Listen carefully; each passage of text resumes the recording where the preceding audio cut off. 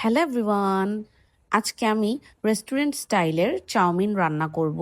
এই জন্য আমি চাউমিনের প্যাকেট নিয়ে আনছিলাম, ড্রাগন নুডলসের প্যাকেট। এটা আমি পান্ডামার্ট থেকে অর্ডার করছিলাম। আচ্ছা, এখানে আমি নুডলসগুলা সেদ্ধ হতে দিলাম, আর তার পাশাপাশি আমি একটা সস রেডি করব। প্রথমে একটু টমেটো সস দিয়ে নিলাম, এরপর সয়া সস দিয়ে নিলাম, এরপর একটু ওয়েস্টার সস দিয়ে নিলাম, আর চিলি সস দিয়ে নিলাম। সবগুলো ভালো মতো মিক্সড করে নিব। এই সসটাই কিন্তু মেইন ইনগ্রিডিয়েন্ট। এটা দিলেই কিন্তু নুডলসটা খেতে অনেক মজা হবে। চাউমিনটা খেতে অনেক মজা হবে। আচ্ছা, এরপর আমার নুডলসটাও সিদ্ধ হয়ে গেল।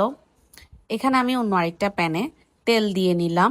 এরপর আমি পেঁয়াজ কুচি দিয়ে নিব। যেহেতু আমি চাউমিনটা রেস্টুরেন্ট স্টাইলে রেডি করব, এই জন্য আমি চিকেন, মাশরুম, প্রনস, এরপর সসেজও নিয়ে নিলাম। একটু বেশি বেশি করে সব কিছু দিলে চাউমিনটা খেতে কিন্তু অনেক মজা হয়।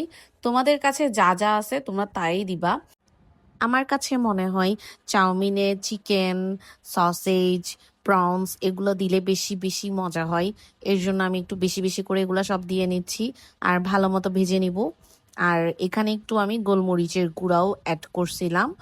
আহ, সবগুলো একসাথে ভালো মতো ভেজে নিব এখন। এখানে সবগুলো ভাজা হয়ে গেলে আমি এখানে গাজর কুচি অ্যাড করব। আমার কাছে শুধু গাজর ছিল, এই জন্য আমি এইখানে গাজর কুচি অ্যাড করছি। তোমাদের কাছে যদি ক্যাপসিকাম আর ডিফারেন্ট টাইপের কোনো সবজি থাকে তোমরা ওগুলোও অ্যাড করতে পারবা। এরপর আমি কয়েকটা কাঁচামরিচ দিয়ে দিলাম, একটু কালারফুল দেখলে সুন্দর লাগে। আচ্ছা, এরপর সবগুলো ভালো মতো ভেজে নিতে হবে।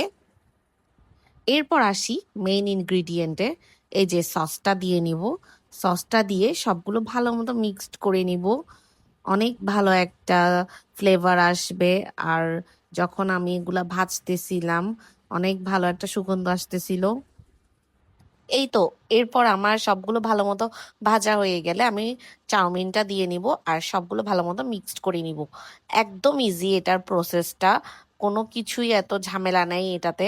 জাস্ট আমি যেরকম রেসিপিটা দিয়েছি ওইভাবে ফলো করলেই তোমাদের রেস্টুরেন্ট স্টাইলের চাউমিন রেডি করা হয়ে যাবে। এই তো আমি সবগুলো ভালো মতো মিক্সড করে নিচ্ছি। আর আমি যখন এই ভিডিওটা রেকর্ড করতেছিলাম আমার ইচ্ছা হচ্ছিল আমি আবার খাই এটা। এটা অনেক মজা হয়েছিল।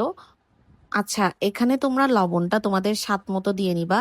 এখানে যেহেতু সস অ্যাড করা হয়েছে ডিফারেন্ট টাইপের, এই জন্য সসটা একটু বেশি হওয়ায় লবণটা কম দিলেও চলবে।